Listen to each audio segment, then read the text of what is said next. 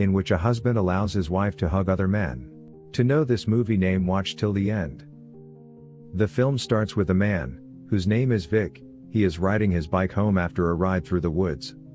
As he approaches the door, he takes off his pants. When he looks up, his wife Melinda is staring at him. In the next scene, we learn that they have a young daughter. She is singing along to her favorite song while her mother annoyingly yells at her. The man enters the room, where his wife asks him to choose a dress for her. Later on, his wife asks him to grab her black shoes for her, which he does happily. Melinda tells Vic that she loves him very much. Soon after, the couple leaves their daughter with the babysitter to go to the party. Melinda and Vic visit with their friends. Melinda runs into Joel, an old friend, and starts talking to him. Vic notices her actions but remains silent. Melinda takes his friend into a private space and begins kissing him right away. Vic is aware of what is happening, but all he can do is watch as she performs these actions. Even though they look at each other, Melinda continues to enjoy her fantasies. Vic's friend Mary then approaches him and shares her worries about Joel and Melinda's relationship. Vic, however, reassures her that he doesn't give a damn about the situation, and that he still loves Melinda for who she is. When this is not enough, Melinda begins to dance on top of a piano to get everyone's attention. She then starts playing the piano, making everyone happy. Vic smiles at her despite her strange behavior as if nothing just happened. Shortly after, Joel comes to Vic and expresses his gratitude for letting him spend time with Melinda. Vic tells him to recall a man called Martin McRae, who recently got missing, and he was Melinda's previous lover. Vic makes the implication that he is the one who caused him to disappear. Joel thinks it's a joke, but Vic assures him that it will become obvious if he keeps doing it. Joel leaves the party without saying goodbye to Melinda because he is afraid. Melinda does not appreciate his actions towards her friend. She asked him if he said anything to Joel. Vic denies threatening or saying anything to Joel, and the couple returns home. At home, Melinda takes off her top and begins to wander the house naked, while the babysitter is still present. Vic asks Melinda to get inside her room. Soon after, Vic comes up to Melinda and helps her in taking off her clothes. Here it is made clear that they actually have a mutual understanding, that allows Melinda to love and hug whoever she likes. In return, she cannot divorce Vic and has to stay with him, because Vic is worried about his family. A few days later, Vic gets together with his friends, where he learns that everyone is aware of the threat he made to Joel by telling a joke about Martin McRae. They also explain that Melinda is a sick woman because she does all this in front of Vic. Back at home, Melinda gets to know about this as well, and tells Vic to apologize to Joel. Then she invites him to dinner. Joel knocks on the door on Friday and is greeted by Vic.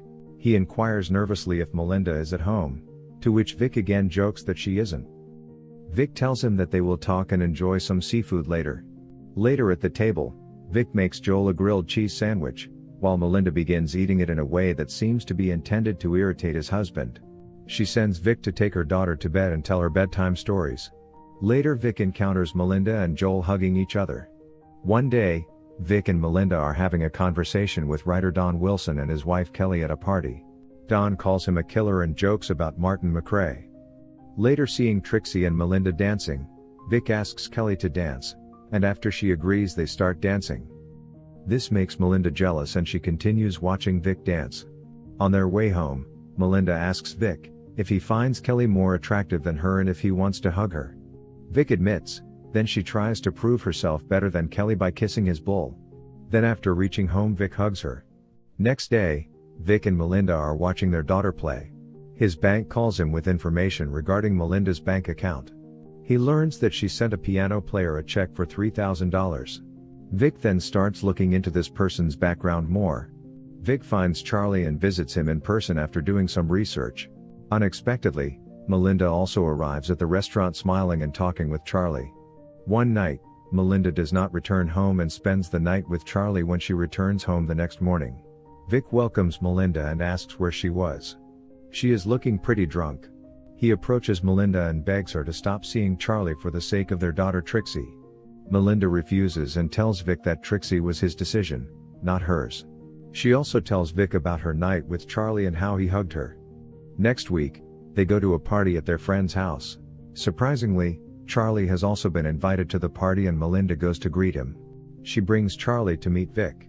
Later, When everyone is in the pool and Vic is watching Melinda get closer to Charlie, Vic gets jealous seeing Melinda. Suddenly, it begins to rain, and everyone runs inside the house. They start to enjoy the party once again. Charlie is nowhere to be seen, so Melinda tries to check on him. She sees him dead inside the pool and starts to scream. Seeing this, everyone runs outside and tries to rescue him from the pool and try to revive him, but unfortunately nothing works out. As the police show up later and immediately begin questioning everyone there, Melinda accuses Vic of drowning Charlie. Vic denies it, so an officer takes him into a room for questioning. Satisfied with Vic's detailed statement that Charlie was drunk and clinging to the pool, the officers leave. Vic later asks Melinda if she is scared of him. She says she is not afraid because he took Charlie's life because of her. Later on, when Vic is riding his bicycle, he imagines Melinda and another guy together, and also sees the flashes and him taking his life. The next day, while Vic is returning home on his mountain bike, he realizes that a car is following him. One day while Vic is at Trixie's school, he runs into Kelly, who tells him that Don still thinks he killed Charlie and is making weird theories with Melinda. Later, they extend a dinner invitation to Don and Kelly. Shortly after, Vic takes Don to his basement and asks Don to stop telling people that he killed Charlie. Don, who still believes Vic killed Charlie, asks him to take a lie detector test, and Vic agrees. After a few days, Vic can be seen walking casually in the market where he notices the same car that was following him. He then turns to look around and notices Melinda chatting with a random person. He interrupts her conversation, and the stranger goes on to identify himself as David, a psychiatrist.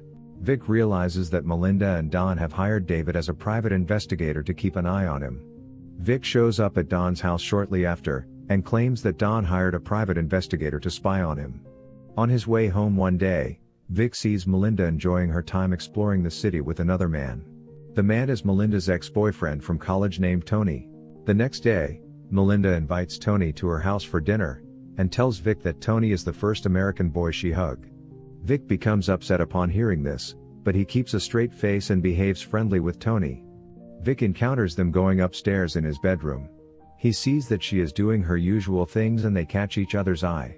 After a few days, Vic forces Tony to sit in his Jeep and informs him that Melinda wants to meet him. He takes him to a location that is very remote from the city. He keeps asking him questions about Melinda and his dating history. Vic stops the car after going far into the woods and throws a stone at Tony, striking him in the forehead. Before Tony can say anything, Vic strikes him again with another big stone, making him fall from the cliff. Tony ultimately dies. Vic then drags Tony's dead body into the river and sinks it by tying some stones to his body, but not before pulling out his wallet. The following day, Melinda suggests to Vic that they go on a picnic with Trixie at their hiking location, and Vic accepts. The location of the picnic is the same one where Vic got rid of Tony. Later, he accidentally sees that the body can be seen floating on top of the river. Melinda informs Vic that she left her scarf at the picnic location while returning home, to which Vic replies that he will get it back first thing in the morning. At night he gets to know that she is talking to another man called Don. That night, she tells him she loves him and asks him to sleep in her room. He returns to the same location the following day to correct his mistake, while Melinda is able to discover Tony's wallet inside Vic's workplace. Vic is trying to push Tony's body down into the water, where suddenly Don arrives. Don asks what he's doing in the river. Vic tries to avoid the conversation and make excuses, but Don notices Tony's arm floating. Don immediately gets into his car and tells Vic that he is going to jail. Vic follows Don on his mountain bike but fails to catch up with him. Vic then takes a shortcut and falls in front of Don's car, causing him to take a sharp turn and crash into the river, killing him instantly. Vic goes back home in the final scene. There Melinda is waiting for him, sitting on the staircase like at the beginning of the movie. She stares at him for a while and finally reveals that she found Tony's wallet. The movie ends with Melinda burning Tony's wallet, indicating that she is staying with Vic and Trixie. So this was the story of 2022 film Deep Water. If you liked the story, then do watch the full film, and if you want to watch more such amazing recaps, then do subscribe to our channel. See you in the next recap.